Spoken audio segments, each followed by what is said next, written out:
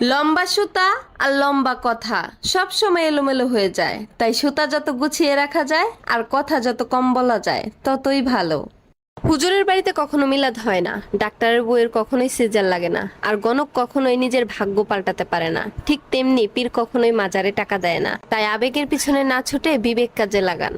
হাতের নখ যদি বড় হয় তাহলে নখ কাটতে হয়, হাতের আঙুল নয়। ঠিক সেরকম সম্পর্কের মাঝখানে যদি ভুল বোঝাবুঝি হয় তাহলে ভুল ভাঙতে হয়, সম্পর্ক নয়।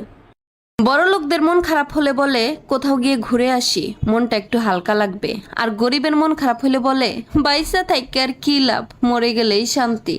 যদি কেউ তোমাকে পাগলের মতন ভালোবাসে তাহলে তাকে কখনো ছাগলের মতন অবহেলা করো না, কারণ এমন একটা দিন আসবে যেদিন তুমি তাকে গরুর মতন খুঁজবে আর সে তোমাকে বানরের মতন নাচাবে। নিজে ভালো তো জগৎ ভালো কথাটা সম্পূর্ণ মিথ্যা কথা। বর্তমান যুগে আপনি যত বেশি ভালো হবেন মানুষ আপনার সাথে তত বেশি খারাপ করবে। নিজেকে লবণের মতো ব্যবহার করুন যাতে কেউ ইচ্ছা মতো ব্যবহার না করতে পারে। বিদেশির বউরা তার হাজবেন্ডরা ঘুমানোর আগে তার কপালে ছোট্ট একটা কিস করে বলবে গুড নাইট। আর আমাদের দেশে বাঙালির বউরা কি করে জানেন? কখন তার জামাই ঘুমাইবো সেই অপেক্ষায় বইসা থাকে, কারণ তার মোবাইলটা চেক করতে হইব, তার মানি ব্যাগটাও চেক করতে হইব। নিজের মূল্য বোঝাতে চুপ থাকুন। মনে রাখবেন খুচরা পয়সার আওয়াজ কিন্তু একটু বেশিই হয়, কিন্তু বেশি টাকার নোটে কোনো শব্দই হয় না।